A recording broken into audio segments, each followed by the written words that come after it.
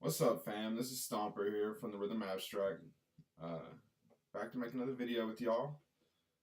I've been working on a song over the past week. I work full time, work a lot of hours, so I try to fit it in as much as I can. It's a hard time to balance this stuff. So one of the cool things that I was using for this that I figured that maybe y'all could find useful would be basically these drills that I've been practicing. I've been listening to this podcast called the Music Production Podcast, and it's this guy named Brian Funk, and he's like a certified Ableton teacher, and I think he teaches online at Berkeley for like the advanced classes. But one of the big things that he was talking about was like trying to like manage your time, because there's a lot of people out here that are doing this just like me that have full-time jobs, and it's like you get on SoundCloud or Spotify or Apple or whatever, and you're like these guys must just be sitting around doing music all day long, and where do they find the time for this, and it can be disheartening. But like one of the drills that like he was talking about doing was just like setting a 10-minute timer, kind of like the hit intervals. Like if you're into working out, it's like high intensity interval training, but it's not quite as like short as that, because that's usually just like 40 seconds or whatever, like Tabata sequences. But basically, like set a timer for 10 minutes, because you can get hung up over like just your drum beat for hours. I've done it, and then by the end of those couple hours, you don't even know like what your original idea was anymore. That's gone, And honestly, one of the things I'm still working with is like trying to figure out like what's the best process that works for me. Because like I'll have this idea in my head about like this certain sound, like a pattern in my head of like a rhythm or whatever, But like maybe if I go after that rhythm first, then I don't know how to build around it. But yeah, so I'm still trying to figure that out, and if y'all have any tips or whatever to help do that, then feel free to let me know in the comments. I mean, that's kind of what I'm doing these videos for. I'm not claiming to be a master by anybody's standards. I just want to, have a group of people that like I can show my music to, and I'd love it if y'all were showing me y'all's music, and if anybody wanted to collab, feel free to hit me up. I would love to get into that kind of stuff, because overall, I'm just doing this stuff because I love it, and it's so much fun to me, and it's so rewarding to like sit down and really put your heart into something, and coming from being a guitarist,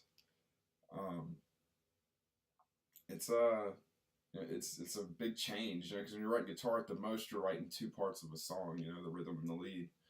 But with this, it's like you're almost conducting your own little orchestra, So like you're having to think of like all these different aspects of music that you never thought about before.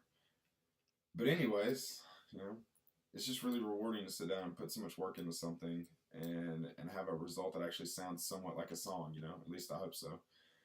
But let's just start off with like what the first thing I did with this song is. I just laid down, kind of like a simple, drum beat, just for, dubstep purposes, whatever, you do it however you want. But I mean, it's basically just, of course I use some somatic samples, because is there any better samples? I don't think so.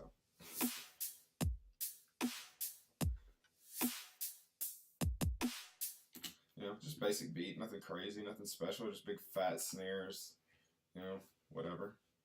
And I didn't try to do too much processing on this video, just because number one, I'm not that great at it, so I think I actually used like a virtual Riot rack on some of my main basses or whatever. But I did sit down with this sound right here, and I made it myself, and I tried to take out some of the, like this, you can, I'll make some videos at some point about trying to take out resonant like noises, like in your frequencies and your EQ. I was trying to practice doing some of that, so like I EQ'd it and then tried to EQ those out of that. But yeah, it's not too much. I did get this new plugin called Trash 2. It's not new, but it's new to me. And this thing right here, I have not figured it out yet. But from what I could tell, it seems really powerful. There's a lot of crazy stuff going on in here. I'm not really sure what I'm doing whenever I'm doing it, but I did play around with it until I got it similar to like what I wanted. But I'll let you go ahead and hear this sound. This is something that I made. I just sat down. It's nothing crazy, but it's...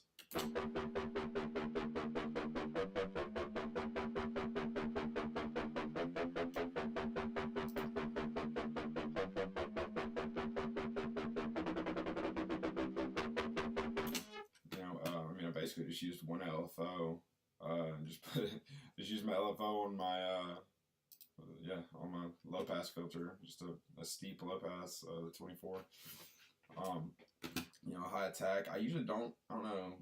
You could correct me if it's better to leave it at 0, but I always leave it at like around 5 milliseconds just to keep any kind of like pop off the beginning of it. But you can hear how it changes. You can hear how it changes. Like if you create this like this little curve like this, it'll kind of create like a pluck because like you're getting your attack to full volume, and then like it cuts it off like the like. But you can hear if you change it.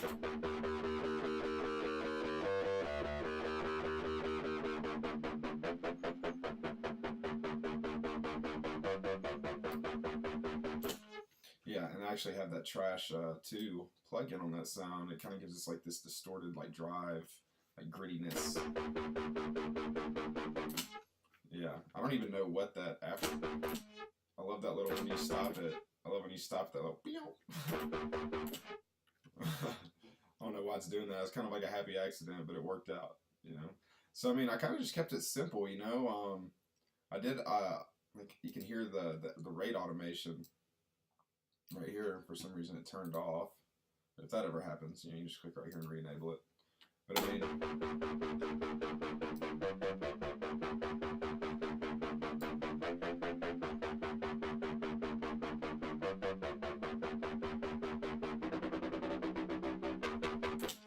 okay, yeah. So I mean, if you like, I just kind of used the rate, just kind of played around with that to give it some change, like some movement, some variation, because like a song gets really boring after a while if you just have the same like rhythm, just 8 notes the whole time, for the intro. But yeah, so like just kind of give it like a little simple intro to kind of give for the vibe of the song. You get 8 bars of that, and then your drums come in, and so it basically kind of sounds like.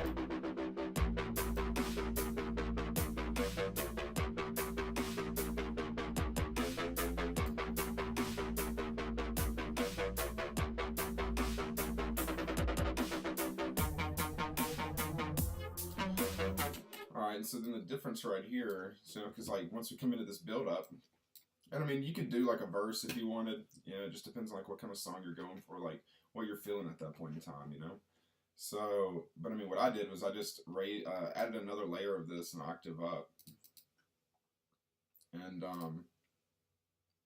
ended up, so I just took an octave up, so you got your D1, and then you got D2, but it's this cool little.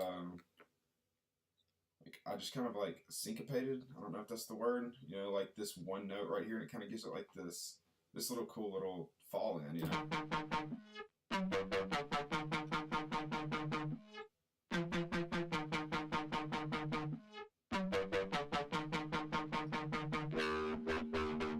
See, and that was just another rate automation, and it's just kind of a happy accident. I know I wanted it to slow down, but then just during that slope back up, it kind of gave it a cool, like a wow, whoop, whoop, whoop, whoop, like. But yeah, so that's the build up. Right, the first 8 of the build up right there. I just did a 16 bar build up, and underneath it, I forgot about this. So underneath it, this is just a cool sample that I found, and I believe, yeah. So underneath this, it's just kind of like a little atmospheric, like bassy sound, like a. I mean, I forget that it's even there, But if it wasn't there, I think it would sound a lot more dry and empty, And you don't want to, like that's one of the biggest things I've had a problem with trying to figure out is like empty, dry sound. I hate it. Like the songs that I've put out so far, like that's the one thing that I feel like if I could get that down, it would accelerate my like progress so much, is like learn how to fill in the space behind like what you're really listening to, because you'll listen to like these really crazy producers and like the whole time you're listening to the song and you're focused on what's up front, but in the background there's just all this just amazing stuff going on that's just adding like this whole atmosphere and feel to everything, and I'm so jealous and like envious of it, but it's something to aspire to, like it's probably one of the main things I've been focused on, that and trying to get better at sound design, because yeah, I'll get to sound design in a minute. For the drop is like what my strategy was. And once again, if y'all have any tips or recommendations or advice on any of this, or if this helps y'all at all, I would love to know about it in the comments. Cause yeah, okay, so right here, I just kind of left it. I changed it down to Complex Pro because I may have dropped it down an octave. Can't remember. And sometimes, like, if you just take a sample and drop it down an octave, it gives it like this shitty sound, like it's just trying to pick up the transients, and the transients get so stretched out that that it just doesn't work out. It sounds terrible. So like swapping it to like some of these other things like texture, you know, Complex Pro. I don't really fuck with the Complex that much because it's I don't know. I just prefer this more. There's been a few times that I've liked it. The tones, but just for this, I just kind of played around with it and just use your ears to what sounds best for it. But I just preferred the way the Complex Pro works with this. But then to add some more variation, like in the build-up, I swapped it down. And if you go down here, I'm not exactly sure what this one does. This just seems to like keep it how it is. I don't know. But this right here adds like a staccato like break, like, but you can preserve like to whatever you're preserving. So like I guess it'd be like the beat, you know, because we are using beats. But so it'll originally just be sitting at transients, but like I said, I had a Complex Pro right here to add some difference. Swapped it to 8 notes, and I left all of the whatever this is, you know, like I know if you turn it all the way down, it's like, yeah, and it sounds terrible, you know. It's like whatever that, just for this example, you know. But now it kind of has like a bass, like somebody's like finger plucking a bass underneath it, you know, kind of like a rock band would be doing. But then as it moves on, yeah, so it just does that all the way into the build-up, you know.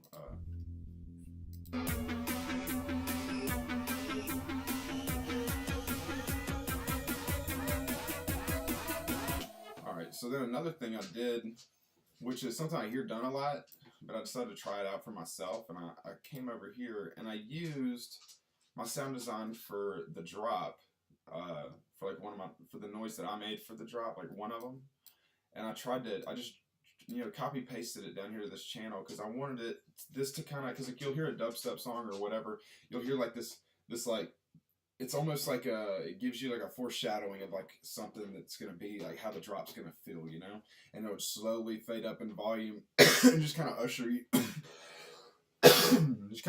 into the drop. So I kind of did that right here with this. You know, like I said, I used a virtual Riot like Fat Rat because I'm still learning processing. I think that's going to take a lot of time to really master. Because I mean, I can promise you, if you put all these on a chain for me, there's no way I'm making it sound like the master does. You know what I'm saying? Virtual Riot's a god. Like there's no arguing about it. But I did try to add a few of my own little things on here to kind of give it some more punch, you know. You know, I would never use the actual volume automation on a channel. For some reason, it just is way better if you use the utility. And for some reason, whenever I export like my stems and my WAV files to mix and master or whatever, it loses all of the like pan automations and all the volume automations. I'm not sure why, but just always use utility. Like it's there for a reason. The Ableton people thought, hey, this is like if they thought about making you know, the effect, use it. You know what I'm saying? They didn't just make it for no reason. But I called this one Mad Bass. That's because kind of it's just a spin-off of the one I used for my drop. But you know, we can go in and look at it if you want. So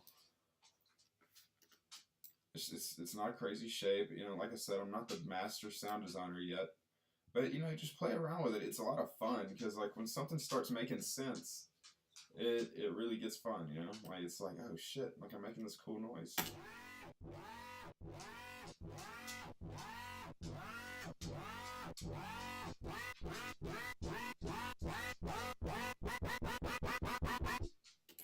Alright, so for that, you know, it's just you know, some basic shapes, all of the basic shapes folder.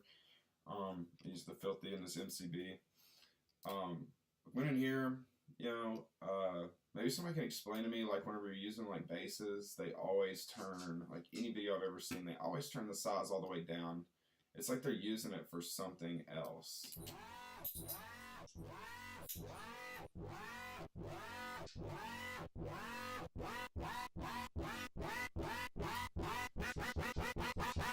Yeah, I mean, I try to like I said, I have so much processing going on right here. I kind of try not to overdo it in the serum effects. You know, I just use a little bit of hyperdimension and use the downsample distortion. Like, if you're anybody like me, like I love downsample. I don't know why. Just getting those like vocal like type effects and just like that grittiness to it. I love it. You know, it's amazing. I like serum's downsample the most out of anyone I've tried.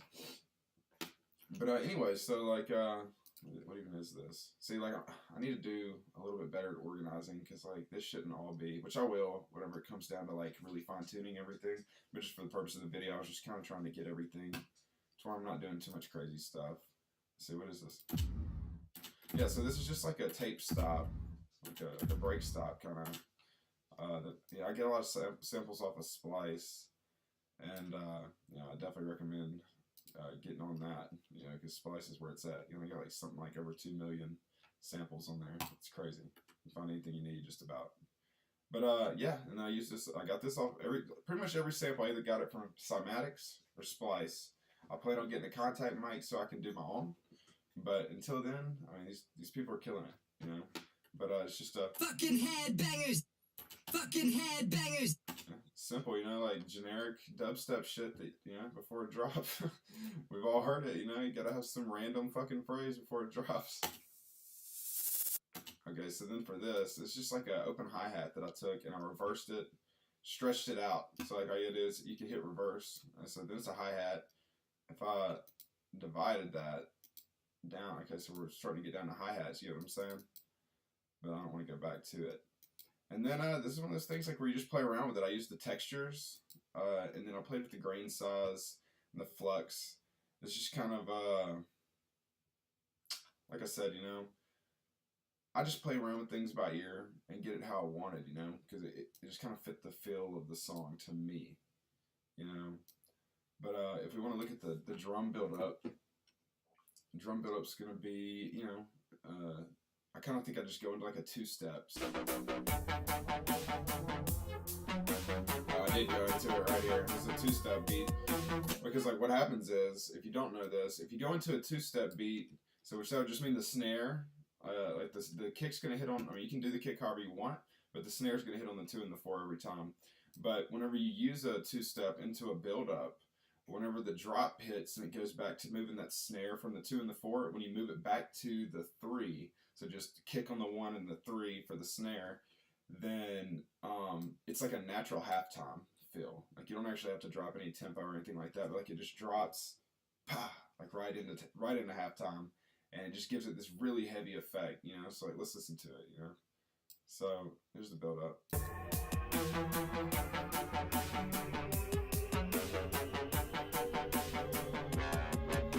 All right, before we listen to it all the way through, one more thing. This is really important, like effects. So like I added a siren, and you know, I used some fades so it doesn't start too abruptly, because you kind of want it to like ease in, but then just build that tension in the background. I'm still not a master at this either, but I'm getting much better at it. You know, a huge thing for this that a lot of people do is, if you come over to the envelopes, is the pitch bend, man. Like the pitch bend, it's where it's at, you know. For some reason, oh no, this is just a riser. I didn't use pitch bend on this. I used it up here. But either way, yeah. So I built this riser out of Operator, I believe. No, I didn't build it. I used it. You know, it's like, yeah, I used it over here from Ableton stock stuff, you know.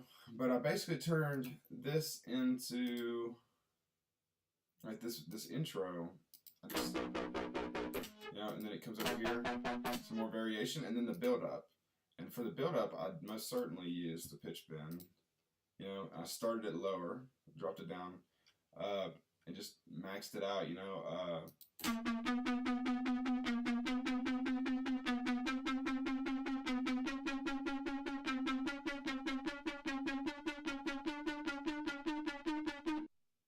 Yeah, I mean, build-ups are pretty pretty simple. I mean, they do their job. You know, it's basically you're gonna just keep double timing yourself until it's just crazy. Ah, and then just the drop hits. You know, you get your vocals, your little rest for the vocals, and then the song slaps. You know,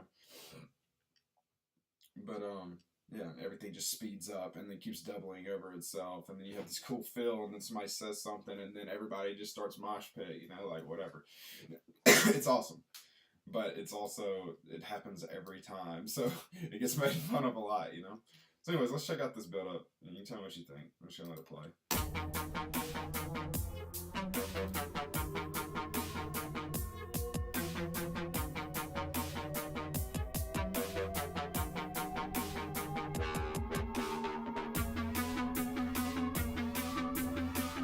Isn't that two-step?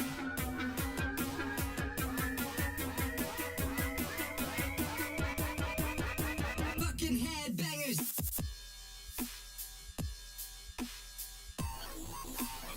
Alright, so I gotta build the anticipation, you know. So yeah, you're just gonna two-step. I mean, you can listen to how it just drops into that halftime, you know. Let's see. You get the maybe this two-step.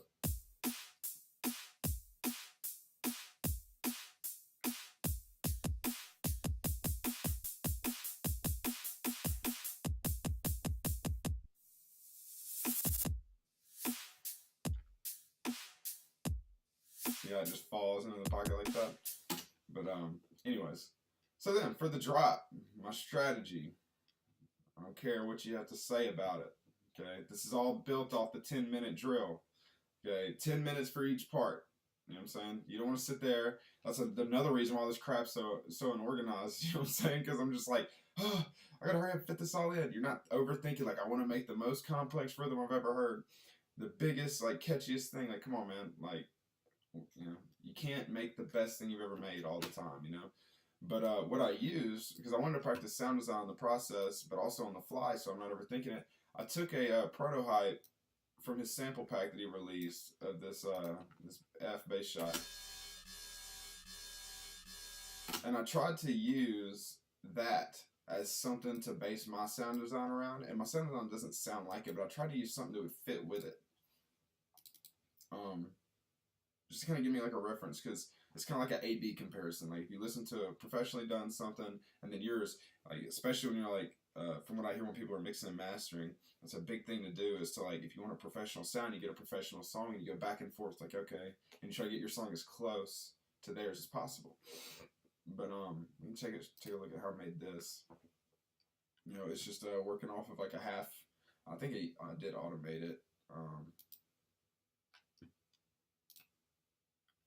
turn my fades off. See, yeah, I did automate it. I don't know why they keep getting disenabled or whatever.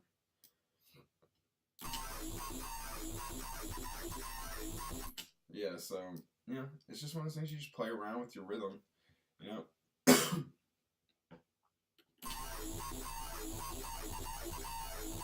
I mean, you can click anything. That's the best thing about Ableton, man. You can click anything and automate it. I mean, it's great. So, I mean, I just went through here. I always like to use a basic shape. I feel like you can't really reinvent the wheel, you know? I mean, you can, but, like, these other noises on here, like, I like them better for, like, atmospheric type stuff. Like the other folders. I mean, hey, you may think I'm an idiot for saying that. Show me your stuff. You know what I'm saying? Show it to me, because I'd love to learn new things, you know? You know, show me how I'm wrong. But yeah, I mean, I just use, I do a lot of automations on the rate. I like doing it. It's fun. I like happy accidents. I also like doing what I'm trying, like setting an actual idea in my head and getting that out. Yeah, so I just made this sound around this prototype sample, you know? And, you know, I mean, it's not the best sound it's ever made, but I like it, you know? I think it's cool. It's raunchy. Another cool thing to think about now that I'm seeing it for the drums. Oh yeah, I'll kind of let y'all look at this, you know. See everything that's automated. I'm using a high notch to kind of like, I like making that like clap noise, like that clap visual, like with the filter. And the sub, no idea why I'm using a triangle. I just was playing around and I think I like the sound of that one the most. I'll let y'all look at the effects. I use some hyperdimension,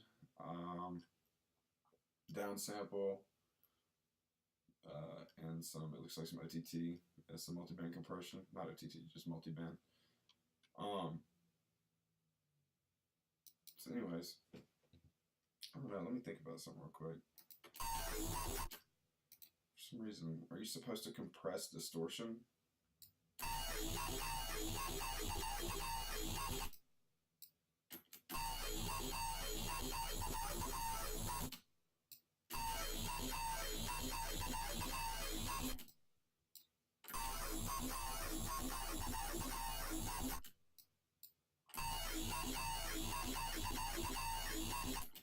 I don't know, what do y'all think sounds better? I don't know.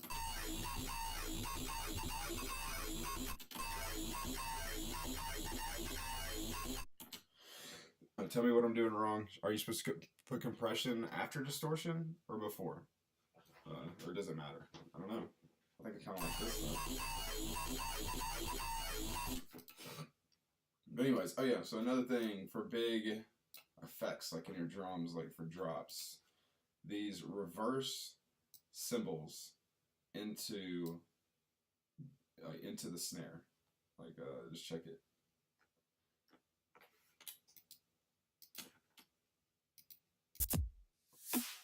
That big just makes a big difference.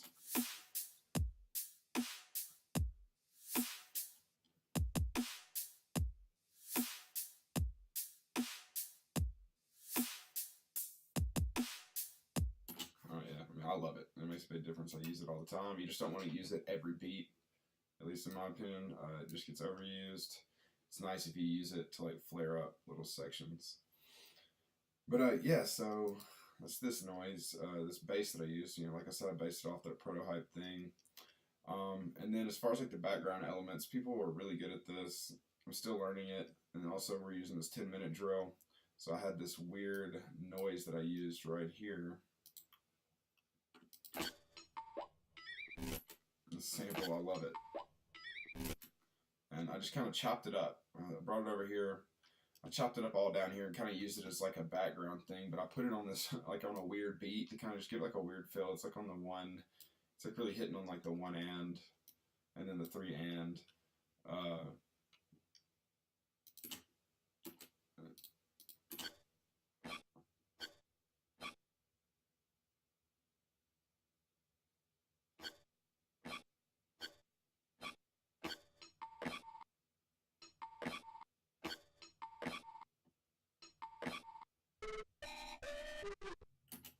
Yeah, so yeah, so I already had a sample that I made from, I believe, Operator. There was some sirens. I don't know if I even still have it on the page because I pretty much just mangled all of it. But yeah, all these noises that I made right here were made from resampling. See, like I had a siren sound, and I just I resampled it into audio, like on another channel. If you don't know how to do that, let me know, and I'll make a video showing how to do it.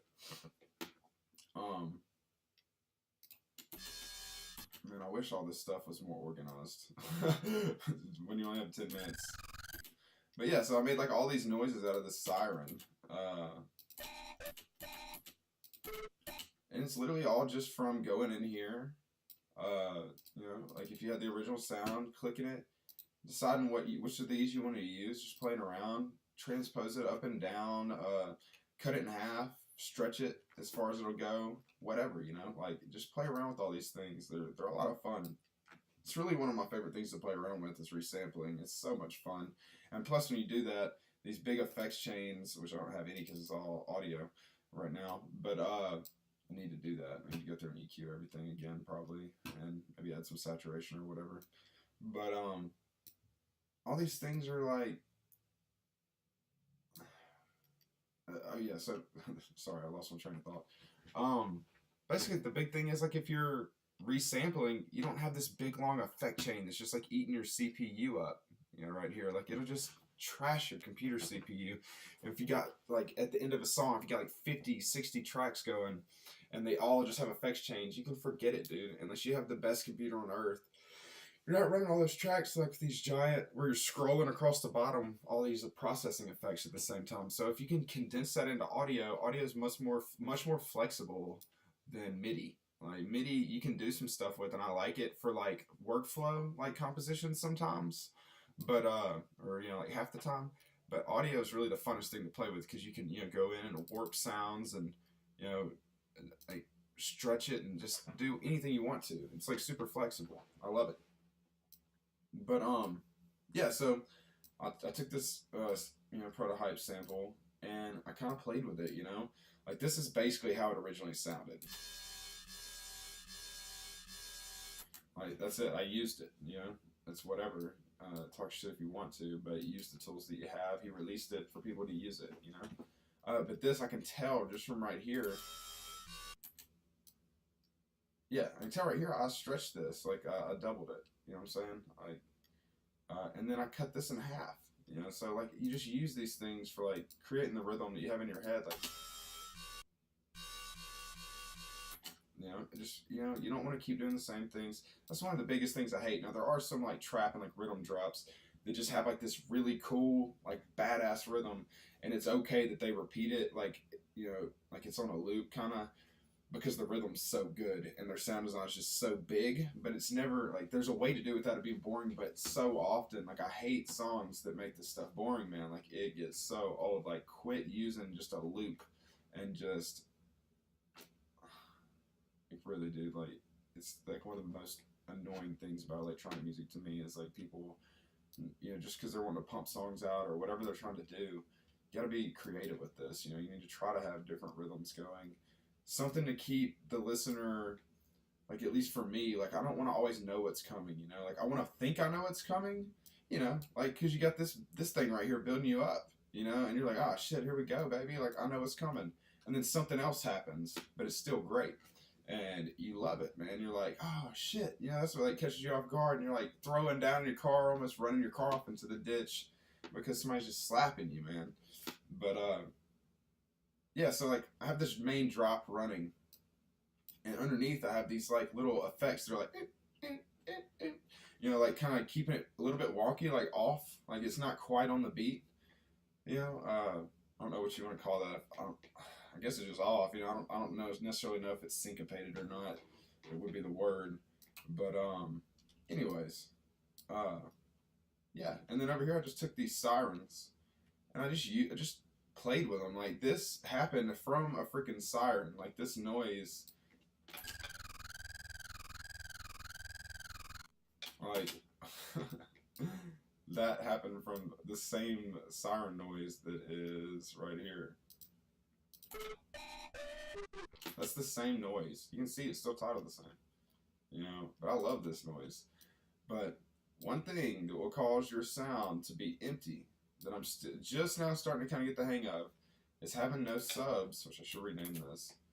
Having no bass, like no subs underneath like your leads. Like if you listen to people like Liquid Stranger, he's so good at it. Like his bass like follows his like crazy patterns and like rhythms that he does so well. Like it's like boop boop boop boop boop boop boop. You know, like, it follows everything perfectly, and it's so good.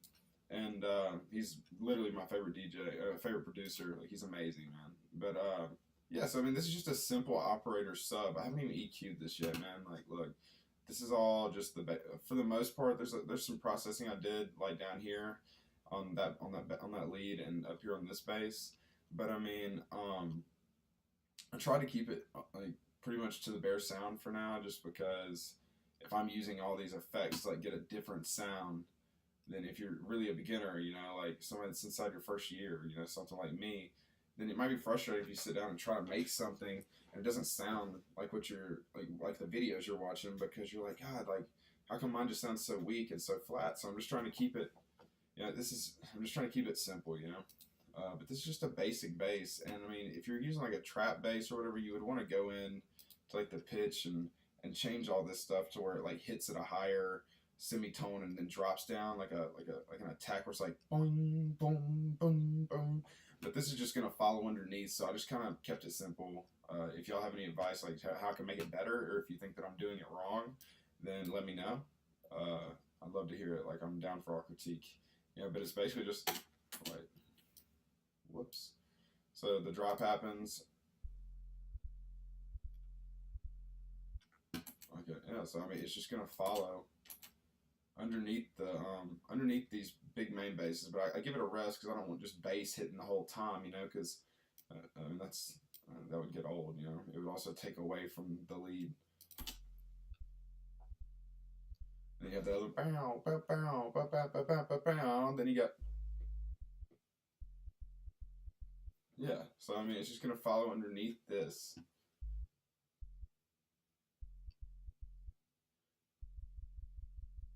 It sounds stupid right now, but when you put it in your car, yeah. So like when you got it underneath your car, you got it in your car, it's gonna just make those. It's gonna make your chest vibrate a little bit whenever those things are hitting. It's gonna give it a more full sound. And then let's see, I made a different bass. I just copied and pasted over, and then I came over here, played with the attack, and I believe in here, yeah.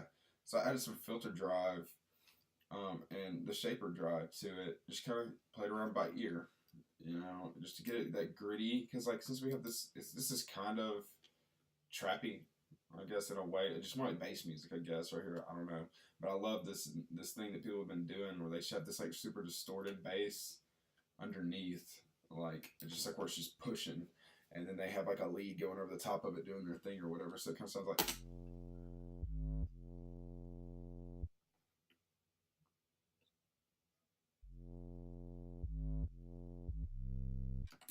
Alright, so without it, it's like.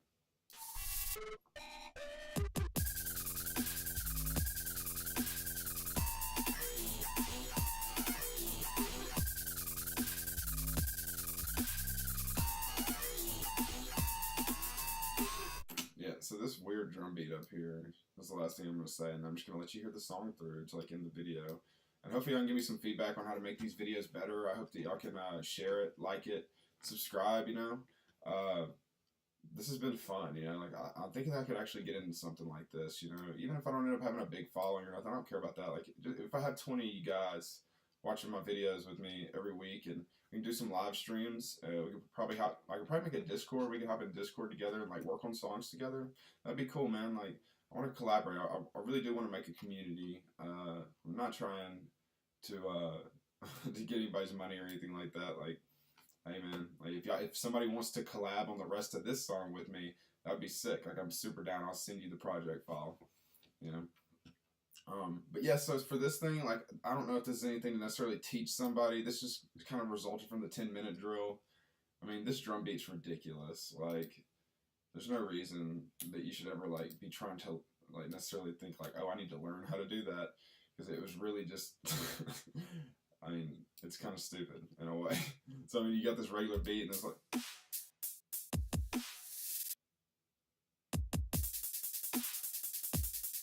You go into this two-step.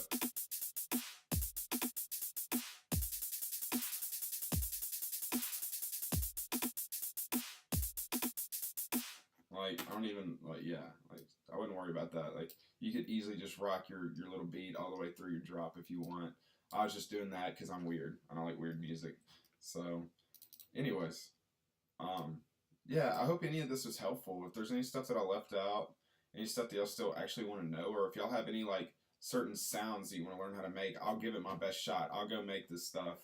I will spend a whole week if I have to making it just to show you one sound. So y'all show me what you want. Like, what do you want to know? You know, and you know, just kind of guide me through it, and I'll.